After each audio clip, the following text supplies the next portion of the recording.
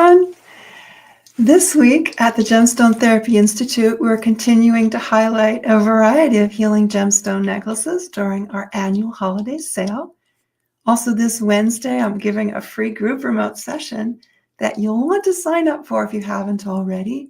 It will be on Zoom, and I'll be addressing energetic disturbances in the body, which is something I've learned to do this past year.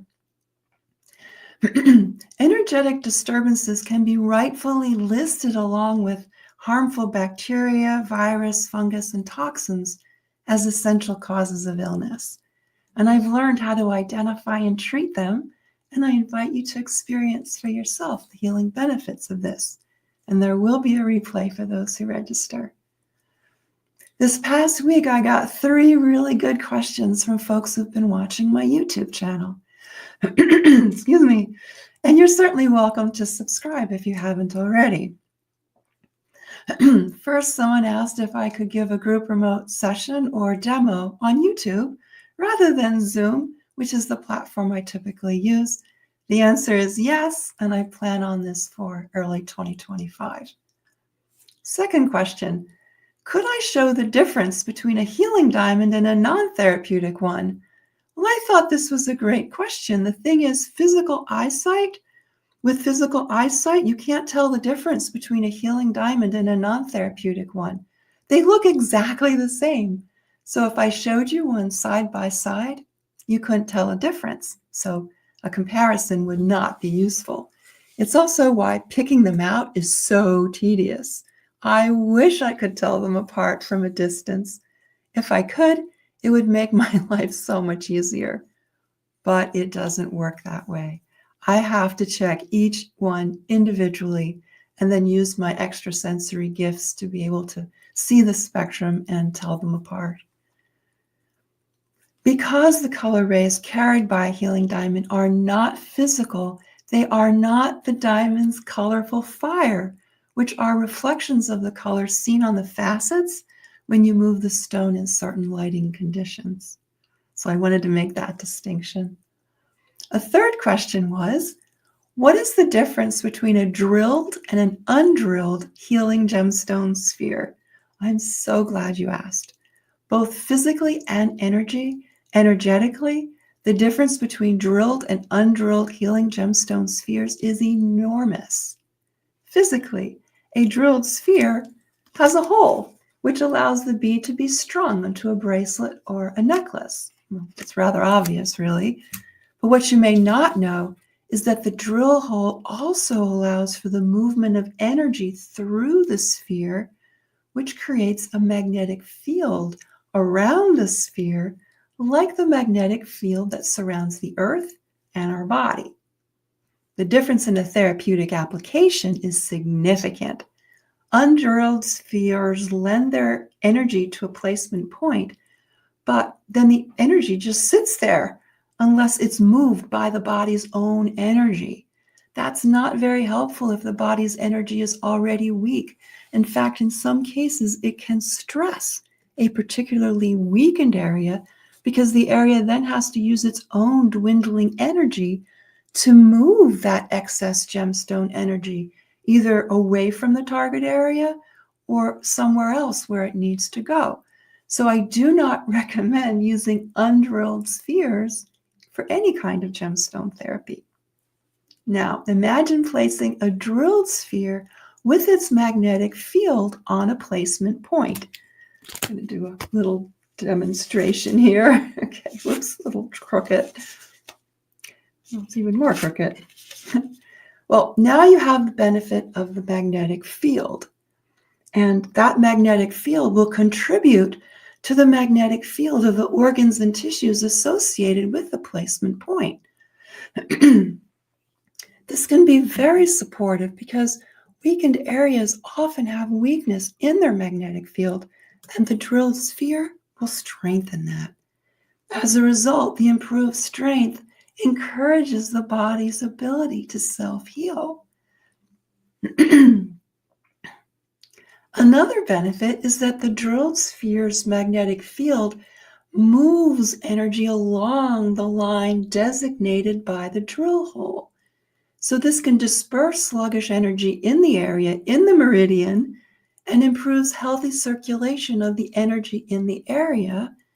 And it allows the gemstone energy to more effectively access the placement point and its associated organs and tissues. So that's why. So next week, if I can speak, next week we're going to actually later this week, we're going to be going to London, England, and I'm going there to celebrate the 20th anniversary of my heart transplant, which was in 2005. And the anniversary won't be until February 2025, but we had an opportunity to go now. And so that's what we're doing. So I'd like to give you some facts about organ donation. First of all, in the US, more than 100,000 people are currently awaiting organ transplants. Every 8 minutes, another person is added to that list. Kidneys are the organs most frequently needed, followed by livers. Many people mistakenly believe that their age or medical conditions would rule them out, but everyone is a potential donor. In fact, I've learned that they're now accepting healthy hearts from older people and giving them to older patients who need them, who otherwise may not be qualified. Frankly, that just brings tears to my eyes. One other common question is that if I am a registered donor, will I be guaranteed to donate organs at my death? Well, there's about 170 million people who are registered to be donors, but only about 3 in 1,000 people die in a way that allows for a deceased organ donation. Now, I don't mean to sound unhuman or uncaring about this. I know it's a really big conundrum, even for the recipient, knowing that, wow, someone had to die in order to give me a heart. But let's just speak frankly here, because everyone is going to reach that point in their life where they'll leave their physical body behind.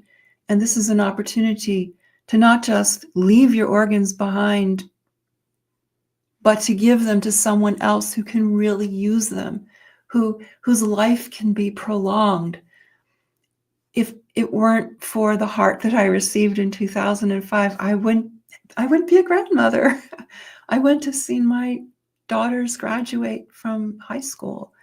I wouldn't have been able to bring out this work on diamond and gemstone therapy and how to work with energy medicine and color rays and all of this. And so organ donation is truly, it's a special opportunity for both the donor and the recipient. And it's the reason why adding the donor designation to your driver's license is so important. Organ donors can save the lives of 8 other people, and tissue donors can improve the lives of 75 and up to 125 other people. You signing up to be an owner donor can make the difference in those people's lives.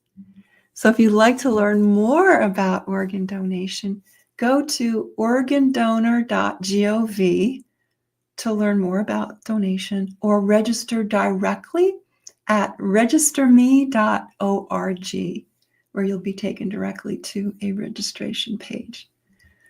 So it's so important to me. It's more important to me than anything else, because without that heart, I wouldn't be here, and I am here. And I am so incredibly grateful for the life that has been given to me, just without words.